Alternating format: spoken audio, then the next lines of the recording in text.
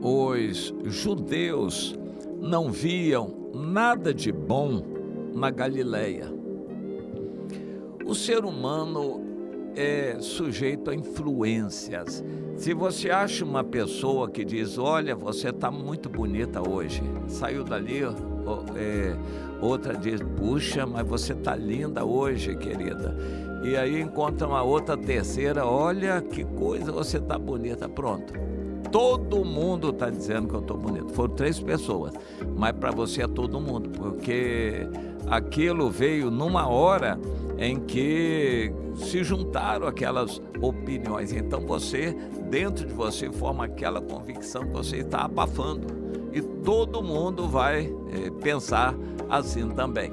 O ser humano é levado por influências desse tipo.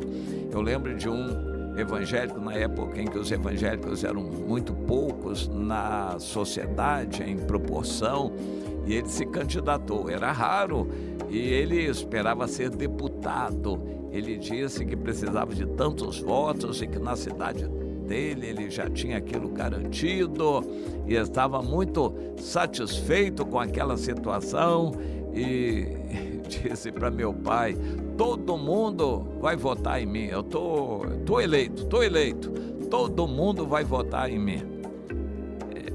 Ele era um tipo assim muito alegre, e as pessoas até para agradá-lo, até provavelmente elogiavam. Meu pai foi na apuração e foi uma vergonha, ele teve, eu acho que meia dúzia de votos. Isso acontece frequentemente, pessoas se lançam a uma candidatura política e agora estamos na iminência de mais uma eleição e a história vai se repetir. Pessoas sonham com publicidade, porque falei com um, falei com outro e tal, o outro lá está fazendo propaganda para mim, o outro lá diz que vai votar em mim, todo mundo vai votar em mim, eu estou muito bem. Depois é aquela água, aquela vergonha, e a pessoa vai ficar muito triste com os resultados. Ela não estava abafando assim. Eu me lembro da atitude contrária, um que não era cristão, era colega meu, foi muito bem sucedido na política, e até que o álcool o tirou aí daquela caminhada. Mas eu encontrei com ele com um malabarismo tremendo para eu não dizer para ele a verdade, que eu não votava nele. E aí conversa vai, conversa vem, eu disse, olha, na eleição proporcional, aí você realmente tem os seus votos lá do seu pessoal, e o nosso pessoal também tem os votos deles aqui e tal. Ele entendia isso. Mas na majoritária não tem jeito, você sendo candidato único, o nosso povo vota todo em você. Majoritária, entre esse e aquele, a gente escolhe o menos pior. Mas então eu disse, você já está eleito? Ele disse, não, nada disso, eleição, a gente não sabe o que vai sair dali. Ele foi humilde, ele disse, aparentemente sim, mas a gente está sujeito à surpresa. De fato, a esposa dele foi surpreendida em uma eleição em que ela já estava garantida para vencer e acabou perdendo em primeiro turno. Coisas acontecem. Ele manifestou uma humildade, não estava tão seguro assim. O povo evangélico é muito levado por aparência. Por isso, a ideia de construir um grande templo e fazer uma fachada bonita, as igrejas ficam disputando isso, fachadas, um banner de todo tamanho, a frente envidraçada, vidros fumê, granito, e todo mundo que passa diz, puxa, que igreja, que sucesso, essa igreja de sucesso. Eles não sabem o que está lá dentro, e algumas vezes a igreja promove algum evento e faz muita propaganda para encher, e tiram foto daquele dia em que ela estava cheia, e aquilo passa a ser o cartão de visita da igreja, um grande templo, uma fachada bonita e um templo cheio de gente. As pessoas não sabem a verdade, que às vezes são pouquíssimos que estão tendo alguma vida com Deus ali, mas aquilo tudo é muito de aparência. O povo evangélico é levado pela aparência. O povo cristão é levado pela aparência. O povo, de modo geral, é levado pela aparência. Então, os judeus tinham um estereótipo. Jerusalém é o centro da religião. Foi Jerusalém, capital, Jerusalém, cidade de Davi, Jerusalém, onde isso aconteceu, Jerusalém, e só Jerusalém. O resto é resto.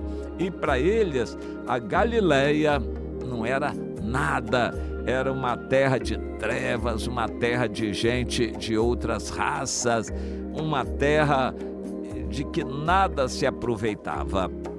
Então Jesus estava exercendo seu ministério na Galileia, isso para ficar o mais desconhecido possível dos grandes em Jerusalém, inclusive do rei Herodes. E Jesus então desenvolveu seu ministério na Galileia também para cumprir a profecia de Isaías no capítulo 9. E Jesus então teve muita tranquilidade para desenvolver o seu ministério na Galileia, sem chamar muito a atenção dos grandes que estavam em Jerusalém. Isso é importante para Deus. Nós estamos fazendo discípulos. A gente faz discípulos não é no meio de uma multidão. A gente faz discípulos a sós, conversando, orando, ensinando, transmitindo, amando, ajudando, lendo a Bíblia juntos, a sós, separados e não misturados numa multidão. Não se discipula em massa no meio de uma multidão, e é o que mais as igrejas gostam, de reunir multidões. Eu tenho procurado caminhar em direção oposta. A comunidade é algo diferente das outras igrejas. Nós estamos investindo em reuniões pequenas, fugindo da publicidade e procurando identificar cada pessoa, buscando a fidelidade, a lealdade, a dedicação de cada uma para fortalecer cada uma na fé. É o que Jesus nos mandou fazer e é o que nós procuramos fazer, como Jesus procurou fazer. Então, aquilo que os homens religiosos desprezavam, que era a Judéia, eles desprezavam a Galileia. Os homens religiosos estavam na Judéia e desprezavam a Galileia. Jesus escolheu a Galileia e só foi a Jerusalém para algumas festas, algumas situações e depois para morrer lá. Mas em uma ocasião Jesus foi à festa, aquela festa dos tabernáculos, e então ele não foi logo no início. Os irmãos dele o desafiaram: mas você vai perder essa oportunidade, muita gente reunida para você ser famoso lá. Jesus ficou quieto sobre isso e disse: vocês vão agora, eu não vou, porque ainda não é chegado o meu tempo ainda não está chegado. Mas depois Jesus foi, no meio da festa, assim mais anonimamente. Quando chegou mais para o final, grande dia, ele se levantou e então no capítulo 7 de João, grande dia da festa, exclamou: se alguém tem sede, venha a mim e beba. Ele disse isso com relação ao Espírito Santo e falou outras coisas que os líderes ficaram impressionados e mandaram guardas para prender a Jesus. Quando os guardas voltaram, todos reunidos ali naquele sinédrio, os líderes todos reunidos, esperando o relatório dos guardas que trariam Jesus preso e amarrado, e eles voltaram e disseram: não dá, nós não conseguimos. Ninguém fala como esse homem, ele é impressionante, algo diferente de tudo. E aí os líderes disseram: o quê? Vocês guardas, vocês também foram enganados. Esse homem é um enganador. Essa plebe, esse povinho que nada sabe da lei também é maldita. E aí o Nicodemos, que antes tinha estado com Jesus, perguntou aos outros: mas minha gente, vamos ser sensatos, nós não podemos julgar um homem sem primeiro ouvi-lo e saber o que ele fez. E a resposta foi quase que unânime, os outros todos contra o Nicodemos.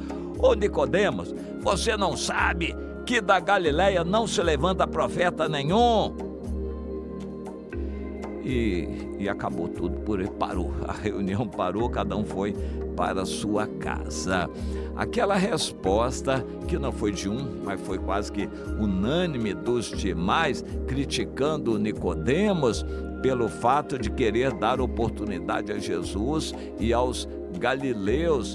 Eles tinham na cabeça deles que a Galileia era uma região amaldiçoada, que dali não saía nada de bom.